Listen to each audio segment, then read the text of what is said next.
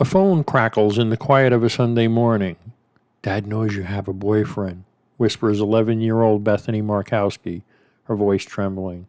It's March 4th, 2001, and those words to her mother, Johnny, are among her last. By late afternoon, Bethany vanishes from her father's custody in Jackson, Tennessee. No trace, no witnesses, just a void filled with questions. Why did her father's phone ping in a remote state park? What drew him to Arkansas that day? And why did Bethany sound so afraid? This is the story of a girl who sang into her hairbrush, dreamed of adventures, and disappeared into a mystery that haunts us for over 2 decades. Let's step into the shadows of her final hours. Join me for another strange, odd, and mysterious journey here at Odd Mystery Stories.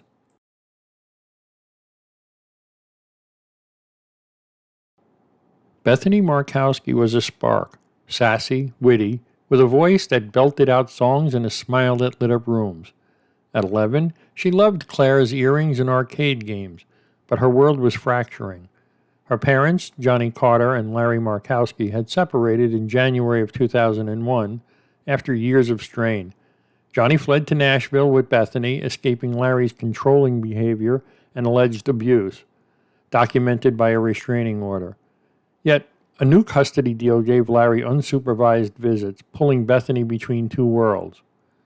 On March 4th, 2001, at 9:38 a.m., Bethany called Johnny from Larry's home in Gleason, Tennessee. Her voice carried fear. "I'll see you at 5, right?" She asked, clinging to the promise of her aunt's pickup. She mentioned Johnny's new boyfriend, a detail heavy with meaning. Larry's anger had flared before, reportedly over Johnny's new life. Was Bethany sensing that rage again? Johnny thought so. Larry disagreed, insisting Bethany was her usual bubbly self. Polygraphs cut through the dispute. Johnny passed hers. Larry failed. Truthful only about his name and marriage, according to the examiner. That failure shifted the investigation's focus. Larry claimed he and Bethany drove to Old Hickory Mall in Jackson at around 1:30 p.m. He said she wanted to browse Claire's in the arcade, so he napped in his 1995 Chevy Astrovan while she went inside. But the timeline phrase. A cell tower pinged his phone at 12:12 p.m. near Natchez Trace State Park, about 30 miles from Jackson. A friend, Harold, later confirmed Larry mentions a Little Rock, Arkansas trip that morning. How could he be in two places so far apart? And where was Bethany during those hours? Her fearful call lingers as a fleeting clue to her final moments. Old Hickory Mall buzzed with Sunday shoppers, families, teens, the usual hum of a Tennessee afternoon. Yet Bethany Markowski, in her green t-shirt and black slip-ons, left no mark. Larry claimed he parked outside J.C. Penney, napped in his van, and let his 11-year-old wander inside alone. But no security camera, despite covering entrances and walkways, caught her entering Claire's, the arcade, or anywhere else. Larry was seen on footage pacing alone near the mall's entrance. A witness, Hillary Stevens, and her mother spotted Larry by his van around noon looking anxious. They saw no sign of Bethany. If she entered the mall, someone should have noticed her. A bright-eyed girl in a busy crowd? No one did. Shoppers and employees drew blanks. No lost child was reported. The silence was deafening. The timeline unravels further. Larry's phone pings at the Natchez Trace State Park at 12:12 p.m., which really clashed with his mall story. His claim of a morning trip to Little Rock, Arkansas, over 200 miles away, added even more doubt. How could he drive to Arkansas, return to Jackson, and be at the mall by noon? When pressed, Larry's story shifted, but he offered no clear answers. Was Bethany ever at the mall, or was this just fiction? The van held the next piece of the puzzle, one that turned the case even darker. Investigators searched Larry's 1995 Chevy Astrovan and found a blanket and pillowcase stained with blood. Larry brushed it off. He said Bethany sat on a thorn while playing outside. But forensics painted a different picture. The blood wasn't a single drop. It had soaked into the fabric, more than a minor scrape could cause. No thorns or other debris were found in the van to back his claim. Experts analyzed the stain's volume and spread. The blood suggested a more significant injury, likely occurring inside the van. The pattern didn't match Larry's story of a quick prick. Instead, it hinted at something graver, a wound that bled steadily. The Tennessee Bureau of Investigation brought in bloodstain analysts who agreed Larry's explanation didn't hold up. Combined with his failed polygraph and shifting timeline, the van's evidence made him the focal point. Was this a sign of harm to Bethany, or an innocent accident twisted by circumstance? The question hung heavy as the investigation turned into fleeting glimpses of hope.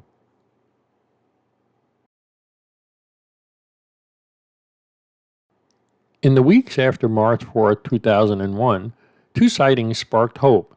In Sweetwater, Tennessee, a woman roughly identified as about 42 to 44, standing about 5'4" to 5'5" and weighing approximately 185 pounds, with unkempt blonde hair, tried to enroll a girl matching Bethany's description at an elementary school. She fled when asked for ID, taking the silent child with her. In Cleveland, Tennessee, a waitress noticed a similar girl, quiet, eyes down, with a disheveled woman at a cafe for 3 days. On the third day, they boarded a bus north, slipping away before the police could act. These leads gripped Johnny's heart. Was Bethany hidden in plain sight? Composite sketches of the woman circulated, with some speculating she resembled a relative of Larry's or Johnny's. Both families denied it. Most sightings in missing persons cases fizzle, mistaken identities or false hope. But these were different. Why was the woman evasive? Who was the silent girl? For those of you with analytical minds, what do you think these moments suggest? A stranger's abduction? A planned cover-up? The leads faded, leaving Johnny and investigators chasing ghosts. Larry Markowski didn't act like a father desperate for answers. In a 2018 WBBJ TV interview, he called the investigation, quote, a witch hunt, blaming Johnny for the scrutiny. He offered no plea for Bethany's return, no search efforts, no media push. TBI agent Kathy Ferguson, who worked the case for years, said, quote, I've never seen a father react like this when his child goes missing. Larry's silence was louder than his words. After failing his polygraph, he refused further tests or interviews. His phone ping at Natchez Trace State Park, a dense, isolated woods, went unexplained. A friend, Harold, recalled Larry acting oddly, quote, protective of Bethany during a prior Little Rock trip, a detail Larry dismissed. 2 months after Bethany vanished, Larry sold the van.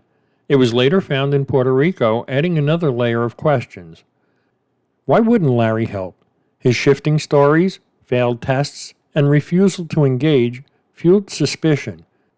Was he hiding guilt, or was he a misunderstood father overwhelmed by grief? The gaps in his account keep the mystery alive, a shadow over every clue.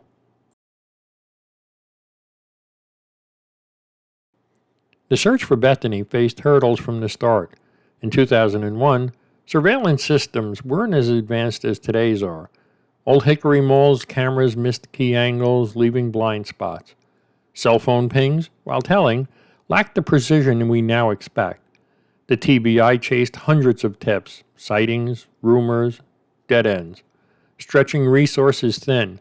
Small-town police in Jackson leaned on the TBI, but leads like the Sweetwater and Cleveland sightings slipped through. Johnny never stopped pushing. She turned March 4th into Tennessee Missing Children's Day, a tribute to Bethany and others. She faced her own scrutiny. Early rumors pointed to her, but her transparency and polygraph results cleared her. The investigation's focus stayed on Larry, yet no charges were filed. Without a body, a witness, or a confession, the case stalled, trapped in a limbo of doubt and hope.